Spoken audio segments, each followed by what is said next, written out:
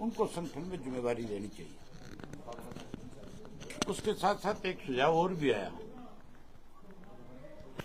कि संगठन में 4 साल के बाद बदलाव करना चाहिए। चाहे कोई पद मेरे पास है, चाहे पद किसी और साथी के पास है, वो 4 साल तक उस पद पे रह करके पार्टी को मजबूत करे, संगठन को मजबूत करे और उसके बाद स्वेच्छा से पार्टी के लिए काम करे और नए साथियों को मौका दे ताकि और नए लोग जुड़े। नए को जब मौका मिलेगा तो उससे मान के चलो संगठन को और ज्यादा मजबूती मिलेगी। उसके लिए मैं अपनी तरफ से एक प्रस्ताव रखूंगा, सारे साथियों से पूछूंगा कि चौधरी ओम प्रकाश चौटाला जी को अधिकृत किया जाए। जो सुझाव आपने दिए हैं उस पर वो अपना फैसला लें। जहां हम संगठन में फेरबदल करेंगे, वहीं उसके साथ साथ जैसे ही किसान फुर्सत में आएगा, हम लोगों के बीच में फिर जाएंगे। जहां अपने संगठन को मजबूत करने में लगेंगे, वहीं सरकार की जो बेकायदगियां हैं उनके बारे में लोगों से खुल के चर्चा करेंगे और कैसे भाजपा सत्ता में आई इसके बारे में तो अब मेरे कहने और बताने की जरूरत नहीं रही। जो हमें बी टीम कहते थे, जो हमें वोट काटू कहते थे, आज भाजपा अगर सत्ता में है तो उसको सत्ता में लाने में सबसे बड़ी भूमिका किसी व्यक्ति की है तो उसका नाम भूपेंद्र सिंह हुड्डा है।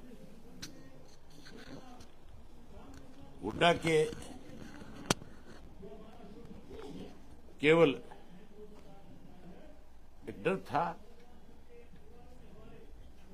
कि अगर इंडियन नेशनल लोकदल पार्टी कहीं सत्ता की तरफ बढ़ गई तो तेरा समय मुश्किल होगा। उसने जहां कांग्रेस को राष्ट्रीय सतह पे मजबूत होने से रोकने में जो अड़चनें पैदा की, वहीं हरियाणा में भी जिस कांग्रेस की चर्चा थी, आम की कांग्रेस सत्ता में आ रही है, उसी ने उसको रोकने में सबसे बड़ी भूमिका निभाई। सीटों के बंटवारे को लेकर के ले लो और जहां भाजपा तो लगातार कैसे सत्ता में आए, कैसे कांग्रेस को हराया जाए, उसके ऊपर काम कर रही थी। जहां हम ये चाह रहे थे कि भाजपा और कांग्रेस दोनों सत्ता से दूर रहे ताकि 10 साल के उसको शासन से लोग परेशान थे, दुखी थे, बदलना चाहते थे। वहीं कांग्रेस एक ही काम में लगी हुई थी, हुड्डा एक काम में लगा हुआ था। हुड्डा भाजपा को हराने की बजाय हमें रोकने में लगा कि किसी तरीके से इंडियन नेशनल लोकदल पार्टी को रोक लिया जाए। जैसे पहले जननायक जनता पार्टी ने, इस भाजपा ने हमें रोकने के लिए एक नई पार्टी खड़ी करवाई थी और उसके बाद उन्हीं को अपना सहयोगी बना करके सत्ता पे काबिज हुए थे। आज जो हमें खत्म करना चाहते थे वो खत्म हो गए। इसी तरह आने वाले समय में आप मान के चलो, लोगों को कांग्रेस की असलियत का पता चल चुका है। हुड्डा के बारे में लोगों को खुल करके जानकारी आ चुकी है कि हुड्डा साहब ने ही इस प्रदेश के अंदर सबसे बड़ा, अगर लोगों की भावनाओं के साथ खिलवाड़ किया है। जहां बीजेपी ने जात पात को बढ़ावा दिया, वहीं हुड्डा ने भी उसमें अपनी तरफ से कोई कसर नहीं छोड़ी। उसने भी कहीं विशेष रूप से जाट को राजनीति में दूर करने का काम किया, जिसका वर्चस्व था, जो कभी हरियाणा की राजनीति में बड़ी भूमिका निभाने वाली कौम थी। आज आपने देखा नहीं किस तरह से विधानसभा के अंदर जो है भारतीय जनता पार्टी के एक मेंबर ने जब अपनी बात कहनी शुरू करी थी तो सबसे पहले अगर किसी जाति विशेष को लेकर के किसी ने कटाक्ष किया तो भाजपा ने किया। करनाल का जो विधायक था, मैं वो सदन देख रहा था तुम्हारा, उसमें किस तरह से उसने खुल करके ये कहा था कि जो लोग हमें कमजोर करना चाहते थे, हमने उनको खुले लाइन लगा दिया। कहा था कि नहीं कहा था? आज भी जात पात का जहर घोल करके भाजपा कहीं ना कहीं राजनीति में आगे बढ़ना चाहती है। लेकिन हरियाणा एक ऐसा प्रदेश है जहां भाईचारा हमेशा मजबूत रहे, आगे भी और ज्यादा मजबूत रहेगा। आज जो सबसे जरूरी बात है, पिछले 2-3 दिन से लगातार एक चर्चा हो रही है चंडीगढ़ को लेकर के, हरियाणा की राजधानी, हरियाणा की विधानसभा बनाने को लेकर। बड़ी हैरानी की बात है कि हरियाणा की जो मौजूदा सरकार है वो तो जमीन लेने के लिए उसके एवज में जमीन दे रही है। और हुड्डा की तरफ से एक बयान है कि हमारा जो है 40% हिस्सा है चंडीगढ़ के ऊपर। 10 साल मुख्यमंत्री रहा है हुड्डा साहब को, मेरी ख्याल है आज भी चंडीगढ़ के बारे में पूर्ण जानकारी नहीं है। चंडीगढ़ जो है वो हमारा है, हरियाणा का है। जो शाह आयोग बना था, उस आयोग की जो रिपोर्ट आई थी, उस रिपोर्ट में शब्दों में लिखा हुआ था कि चंडीगढ़ हरियाणा को दिया जाए और 107 गांव हिंदी भाषी क्षेत्र के जो थे या वो दिए जाए। उसके बाद इंदिरा गांधी ने एक अवार्ड लागू करने का कोशिश करी थी, वो लागू नहीं कर पाई थी। इसको लेकर के फिर राजनीति हुई। फिर एक, आपको ध्यान होगा, राजीव लोंगोवाल समझौता हुआ था जिसका चौधरी देवीलाल ने विरोध किया था। राजीव लोंगोवाल समझौते के अंदर भी ये साफ लिखा हुआ था कि अगर चंडीगढ़ पंजाब को दिया जाएगा तो 107 गांव हिंदी भाषी क्षेत्र के हरियाणा को दिए जाएंगे। और उस पर रायशुमारी भी हुई थी उस वक्त। उसके इलावा पंजाब के एक मिनिस्टर का बयान आया कि हम 1 इंच जमीन नहीं देंगे। वो कहता है कि ये पंजाब के गांव के लोगों को उजाड़ करके बसाया गया चंडीगढ़ है। शायद उसको भी राजनीतिक ज्ञान नहीं है। ये जो खड़ का इलाका था, खड़ जो तहसील थी, ये अम्बाड़ा का पार्ट था। और अकेला खड़ नहीं, आपका जो रोपड़ तक का एरिया है वो भी अम्बाड़ा जिले का हिस्सा था।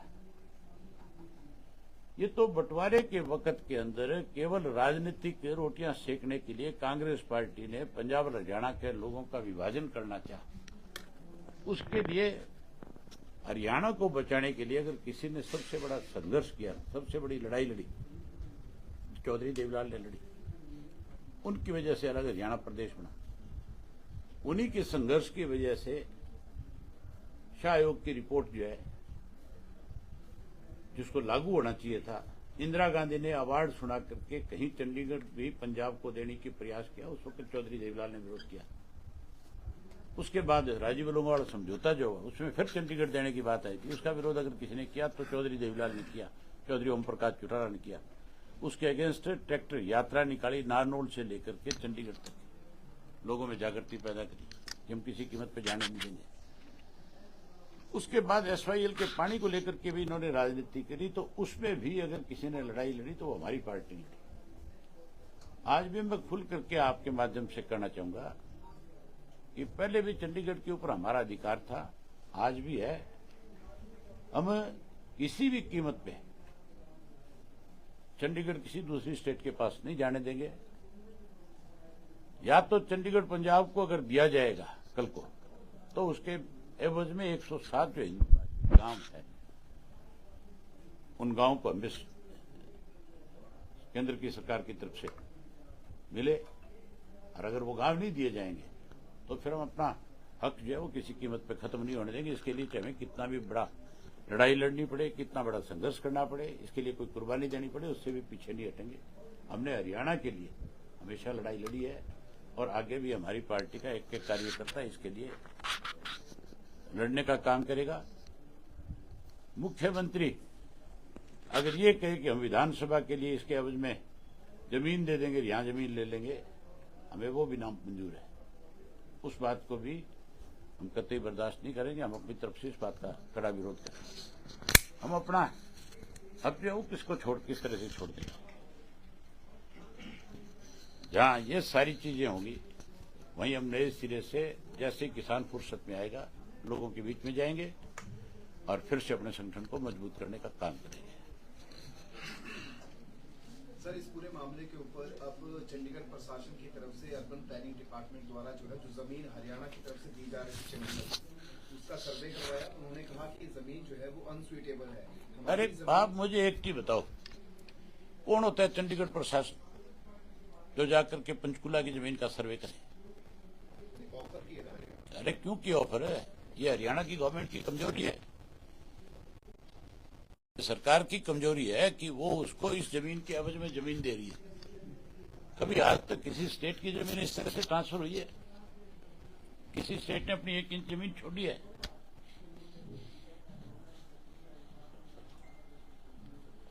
ये प्रोसेस आगे बढ़ रहा है। ये कहीं नहीं बढ़ेगा।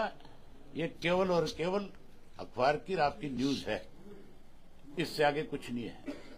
एसवाईएल का मामला आगे बढ़ा, एसवाईएल पे कितने फैसले आ लिए। आज एसवाईएल का पानी मिला आपको, तो फिर राजधानी की जमीन भी नहीं मिलेगी इसकी विधानसभा की। सर अभी इसमें है क्या है? जरूरत तो अब है विधानसभा की, सीटें भी बढ़ेंगी, बड़ी बनानी, इसका क्या मतलब आप वहीं पे बढ़ाई जाए अपनी जमीन, अपना हक लेकर के। चाहे वो कहते हैं हमारी 1000 करोड़ की 1000 करोड़ रुपया देकर के बनाओ, क्या दिक्कत है? जमीन के बदले जमीन देने का क्या मतलब है? सर अभी भी सुखबीर सिंह बादल ने शिरोमणि अकाली दल से इस्तीफा दे दिया, किसकी दिक्कत है? भाई उनकी अपनी पार्टी का फैसला है, सुनो लो ना, उनकी अपनी पार्टी का फैसला है कि जब तक बादल साहब के खिलाफ जो उनकी जो आपका जो 5 प्यारों की तरफ से जो उनको गिल्टी करना है, क्या सजा देनी है, कैसे करना है, तब तक उनके ऊपर एक बंदिश है एक तरह से कि वो किसी भी राजनीतिक कार्य में हिस्सा नहीं ले सकते। तो आप उन्होंने अपनी पार्टी को भी तो आगे चलाना है कि नहीं चलाना है? फिर उनके अपने फैसले हैं, आगे वो इसमें क्या करना चाहेंगे, किसको बढ़ाना चाहेंगे। ये संगठन बना हुआ है सर, ये कब से हो रही है? संगठन का आपने कहा कब से प्रक्रिया? जल्दी शुरू कर देंगे।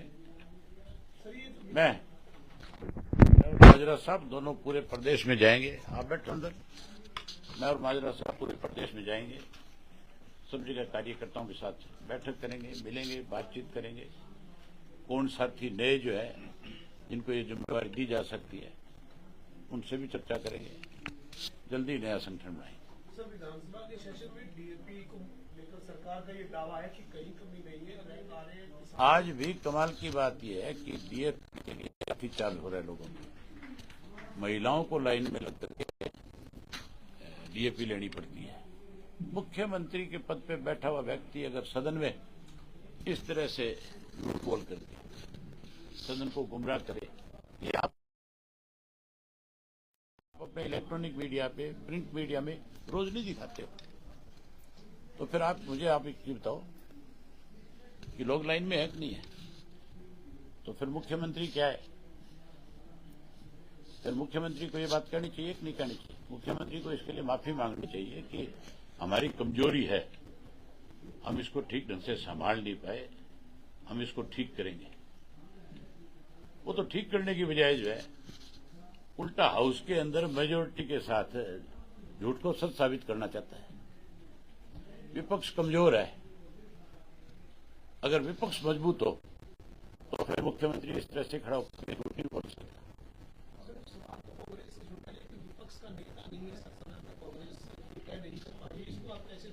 तो फिर विपक्ष कहाँ है?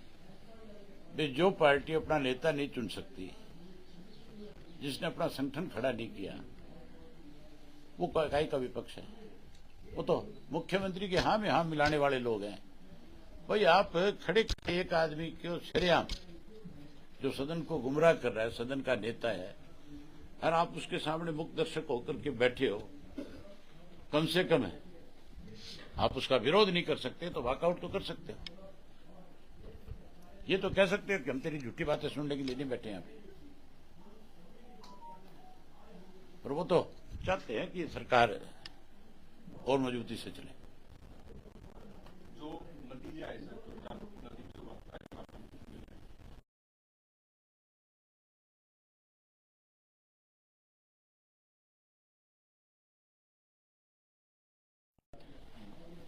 कि अगले चुनाव में जेजेपी खत्म हो जाएगी, और अगले चुनाव में आज तुम्हारे को क्या जाता हूं, कांग्रेस खत्म हो जाएगी। ये कांग्रेस जो है, अब लोगों की ये बात समझ में आ गई कि भारतीय जनता पार्टी को सत्ता में लाने में पहले जेजेपी ने बड़ी भूमिका निभाई, अब कांग्रेस ने निभाई। अगले चुनाव में आप देखना, कांग्रेस का कोई नाम लेने वाला नहीं बचेगा।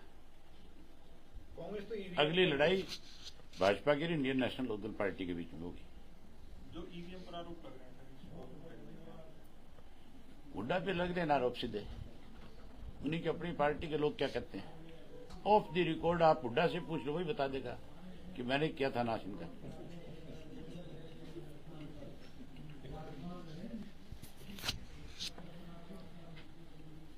बराली को लेकर सर क्या कहेंगे? जुर्माने जो है वो किसानों को लग चुके हैं, लगाए जा रहे हैं। ये सरकार किसानों की सबसे बड़ी विरोधी है।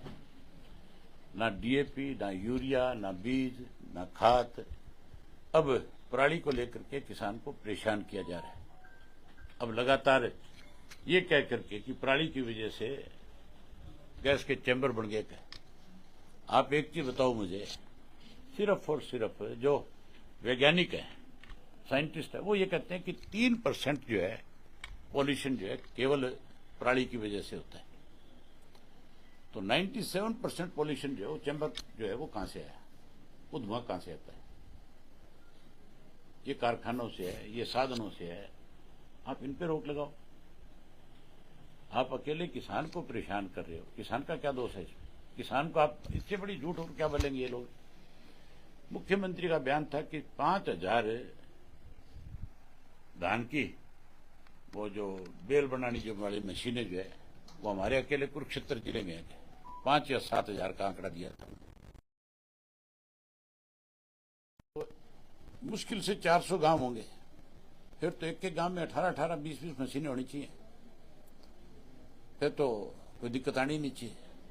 आप जाके पूछो किसी गांव में एक सिंगल मशीन भी नहीं है।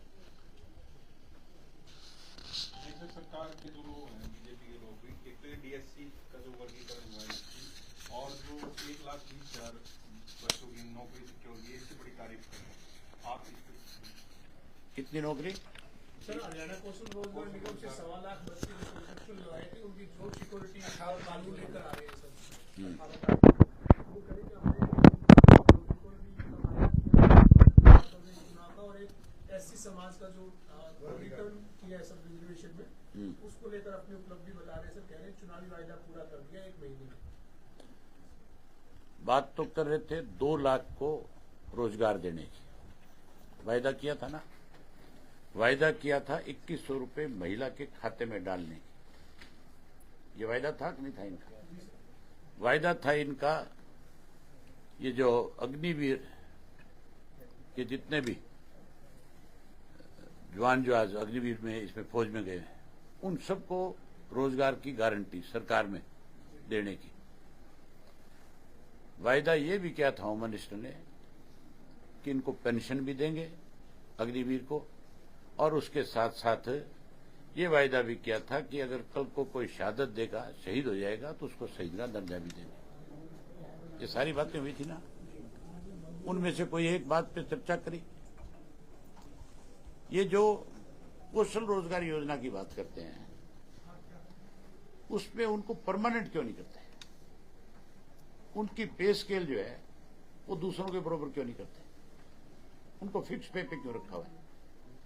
58 साल की गारंटी तो देते हैं, लेकिन उनकी तनख्वाह की बढ़ोतरी समय समय पे हो, जैसे रेगुलर कर्मचारी की होती है, उसकी गारंटी लेके आओ ना। उनको परमानेंट करो। आज भी फिक्स पे है कि नहीं है? तो फिर फिक्स पे क्यों है? उनको परमानेंट करो। उनके साथ के जो दूसरे कर्मचारी है, जिनकी तनख्वाहें ज्यादा हैं, जिनकी प्रमोशन होती है, जिनकी तनख्वाहों में बढ़ोतरी होगी, ये सारी चीजों की गारंटी दे साथ में कि इनकी प्रमोशन भी होगी, इनकी तनख्वाह भी समय समय पर बढ़ेगी। इनको भी ग्रेड मिलेंगे, इनको भी इंक्रीमेंट मिलेंगे। वो बात क्यों नहीं करते? 58 साल की क्या गारंटी है